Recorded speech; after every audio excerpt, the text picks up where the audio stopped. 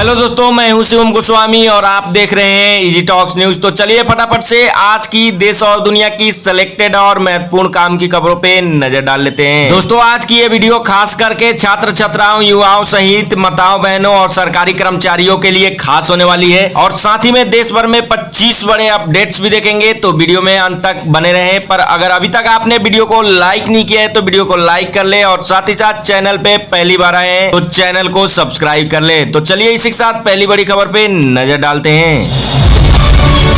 NC ने स्पष्ट की तस्वीर, उमर अब्दुल्ला ही होंगे जम्मू कश्मीर के अगले सीएम। दोस्तों, जम्मू कश्मीर विधानसभा चुनाव कुल सीटें 90 में 42 सीटें जीतने वाली एनसी के विधायक दल ने उमर अब्दुल्ला को अपना नेता चुना है। पार्टी नेता सलमान सगर ने उमर अब्दुल्ला के अगले मुख्यमंत्री बनने की तस्वीर स्पष्ट करते हुए कहा कि उमर अब्दुल्ला 1 से 2 दिनों में सरकार बनाने का दावा पेश करेंगे। एनसी को 4 निर्दलीय विधायकों का समर्थन भी मिला है। वही दिवाली छठ के मद्देनजर रेलवे ने किया 400 से अधिक स्पेशल ट्रेन चलाने का ऐलान। दोस्तों, आपको बता दें कि सेंट्रल रेलवे ने दिवाली और छठ के दौरान नियमित ट्रेनों के अलावा 400 से अधिक स्पेशल ट्रेनें चलाने का ऐलान किया है। ये ट्रेनें मुंबई से गोरखपुर, नागपुर से समस्तीपुर, पुणे से हजरत निजामुद्दीन, लोकमान्य तिलक टर्मिनल से संतरागाछी और अन्य रूट्स भी चलाई जाएंगी। रेल मंत्रालय के अनुसार त्योहारी सीजन में स्पेशल ट्रेनें 6500 से अधिक फेरे लगाएंगी। अब चलिए खबरों में आगे बढ़ते हैं।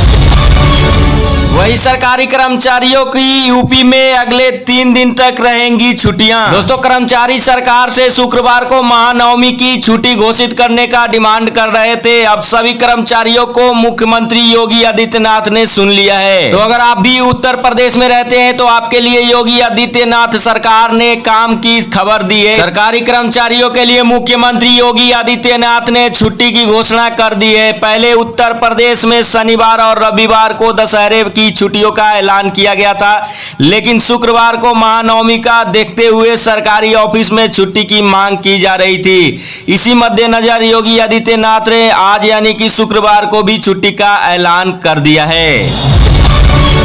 वही चंद्रबाबू नायडू बोले, महाराष्ट्र और झारखंड चुनाव में दोहराया जाएगा हरियाणा का परिणाम। दोस्तों, आंध्र प्रदेश के मुख्यमंत्री एन चंद्रबाबू नायडू ने हरियाणा विधानसभा चुनाव में बीजेपी की ऐतिहासिक जीत और कांग्रेस की हार के बाद प्रतिक्रिया दी है। नायडू के मुताबिक आगामी महाराष्ट्र और झारखंड विधानसभा चुनाव के परिणाम भी हरियाणा के जैसे ही आएंगे। वही जम्मू कश्मीर विधानसभा चुनाव को लेकर नायडू ने कहा कि यहाँ बीजेपी सबसे बड़ी पार्टी बनकर उभरी है। वही अगली खबर, आधिकारिक आवास सील होने के बाद पैक सामान के बीच काम करती दिखी दिल्ली की सीएम आतिशी। दोस्तों, दिल्ली की मुख्यमंत्री आतिशी का आधिकारिक आवास सील किए जाने के बाद वह अपने निजी आवास पर बड़े बड़े कार्टन के पैक सामान के बीच काम करती हुई दिखी, जिसकी तस्वीर सामने आई है। सीएमओ की ओर से कहा गया है कि बीजेपी के इशारे पर एलजी ने जबरन आतिशी का सामान सीएम आवास से निकाला है। अब चलिए इसी के साथ अगली बड़ी खबर पे नजर डालते हैं। वही अगली बड़ी खबर, बिहार के सरकारी स्कूलों में शिक्षकों के जींस टी शर्ट पहनने पर लगी रोक। दोस्तों, आपको बता दें कि बिहार के सरकारी स्कूलों में शिक्षकों व कर्मचारियों के जींस टी शर्ट पहनने पर रोक लगा दी गई है। वही शिक्षा विभाग ने सभी डीईओ को लिखे पत्र में कहा है कि विद्यालय परिसर में डांस व निम्न स्तर की गतिविधियों के वीडियो फेसबुक, यूट्यूब, इंस्टाग्राम पर सामने आ रहे हैं जो स्वीकार योग्य नहीं है। शिक्षकों कर्मचारियों को फॉर्मल कपड़ों में आना होगा। वही दिल्ली विधायकों के लिए बड़ी खबर, दिल्ली सरकार ने विधायकों को फंड बढ़ाकर प्रतिवर्ष 15 करोड़ किया, देश में सर्वाधिक। दोस्तों, दिल्ली की मुख्यमंत्री आतिशी ने विधायकों के फंड को बढ़ाए जाने की घोषणा की है। मुख्यमंत्री ने बताया कि विधायक फंड को 10 करोड़ प्रतिवर्ष से बढ़ाकर 15 करोड़ कर दिया गया है। मुख्यमंत्री आतिशी ने कहा कि दिल्ली का विधायक फंड पूरे देश में सर्वाधिक है। दिल्ली में आगामी विधानसभा चुनाव से पहले यह घोषणा की गई है। वही अगली बड़ी खबर, दिल्ली में अब पकड़ी गई 2000 करोड़ की कोकीन, अब तक कुल 7600 करोड़ की ड्रग्स जब्त। दोस्तों, दिल्ली पुलिस स्पेशल सेल ने रमेश नगर इलाके में 200 किलो कोकीन जब्त की है, जिसकी कीमत लगभग 2000 करोड़ रुपए आंकी जा रही है। यह इंटरनेशनल ड्रग रैकेट से जुड़ी हुई सबसे बड़ी खेप है। इस मामले में 4 आरोपी गिरफ्तार हो चुके हैं। ड्रग्स सिंडिकेट के तार दुबई से जुड़े हैं और मास्टरमाइंड लंदन फरार हो चुका है। वही केंद्र सरकार ने हिजबुत तहरीर पर लगाया प्रतिबंध का इसका उद्देश्य इस्लामिक राज्य की स्थापना करना है। दोस्तों, केंद्र सरकार ने 1953 में यरूशलेम में गठित वैश्विक इस्लामिक कट्टरपंथी समूह हिजबुत तहरीर HUT को प्रतिबंधित संगठन घोषित किया है। इसके साथ ही सरकार ने कहा है कि इस इस्लामिक कट्टरपंथी समूह का उद्देश्य इस्लामिक राज्य की स्थापना करना है। अब चलिए खबरों में आगे बढ़ते हैं।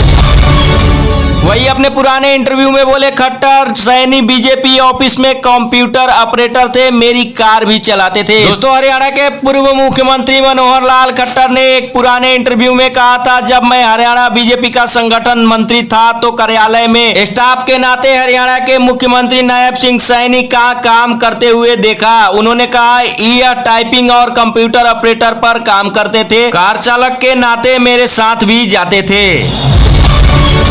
वही पंचतत्व में विलीन हुए रतन टाटा अंतिम संस्कार में उमड़ा जनसैलाब। दोस्तों, टाटा सन्स के मानद चेयरमैन रतन टाटा का 86 साल की उम्र में बुधवार रात को निधन हो गया। उन्होंने मुंबई के ब्रीच कैंडी अस्पताल में आखिरी सांस ली। उनका पार्थिव शरीर दोपहर 3:30 बजे तक मुंबई के NCPA ग्राउंड में अंतिम संस्कार के लिए रखा गया, जहां भारी तादाद में लोग उन्हें श्रद्धांजलि दी। अंतिम दर्शन के बाद दिल्ली स्थित शमशान पर उनका अंतिम संस्कार किया गया।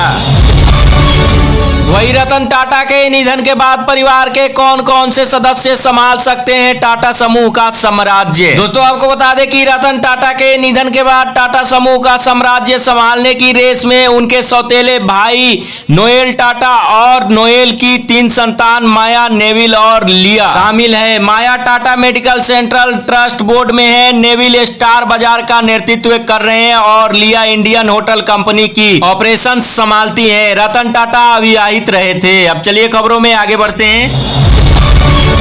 वही रतन टाटा के निधन पर बोले पीएम मोदी, दूरदर्शी बिजनेस लीडर व एक असाधारण इंसान के चले जाने के बाद बेहद दुखी हूँ। दोस्तों, दिग्गज उद्योगपति रतन टाटा के निधन पर प्रधानमंत्री नरेंद्र मोदी ने शोक जताते हुए ट्वीट किया है। उन्होंने लिखा है, वह एक दूरदर्शी बिजनेसमैन, लीडर और एक असाधारण इंसान थे। उन्होंने आगे लिखा, उन्होंने भारत के सबसे पुराने और सबसे प्रतिष्ठित व्यापारिक घरानों में से एक को स्थिर नेतृत्व प्रदान किया है। उनके निधन से बेहद ही दुखी हूँ। वही रतन टाटा की पूर्व प्रेमिका सिमी ग्रोवाल ने उनके निधन पर जताया शोक, लिखा भावुक नोट। दोस्तों, एक्ट्रेस सिमी ग्रोवाल ने रतन टाटा के निधन पर शोक जताते हुए एक्स पर एक भावुक पोस्ट लिखा है। रतन टाटा की पूर्व प्रेमिका ग्रोवाल ने उनके साथ एक तस्वीर शेयर करते हुए लिखा, वे कहते थे कि आप चले गए हैं, आपके चले जाने का दुख सहन कर पाना बहुत ही मुश्किल है। अलविदा मेरे दोस्त रतन टाटा। वही रतन टाटा को भारत रत्न दिए जाने की महाराष्ट्र कैबिनेट ने की सिफारिश। दोस्तों, महाराष्ट्र कैबिनेट ने दिवंगत उद्योगपति रतन टाटा का नाम भारत के सर्वोच्च नागरिक पुरस्कार भारत रत्न के लिए केंद्र को प्रस्ताव भेजने का फैसला किया है। यह प्रस्ताव गुरुवार को एक बैठक के दौरान पारित किया गया। वही अगली खबर, भारत ने दर्ज की महिला T20 विश्व कप इतिहास की अपनी सबसे बड़ी जीत। दोस्तों, भारत ने श्रीलंका को 82 रन से हराकर महिला T20 विश्व कप इतिहास में अपनी सबसे बड़ी जीत रनों के लिहाज से दर्ज की है। भारत ने 172 पे 3 का स्कोर बनाकर श्रीलंका को 19.5 ओवर में 90 रन पर समेट दिया। महिला T20 विश्व कप इतिहास में भारत की पिछली सबसे बड़ी जीत 20 मार्च 2014 को बांग्लादेश के खिलाफ हुई थी।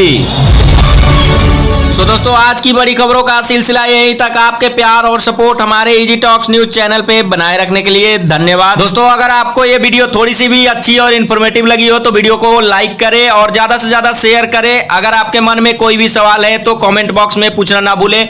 मिलते हैं नेक्स्ट वीडियो में, तब तक के लिए धन्यवाद। जय हिंद।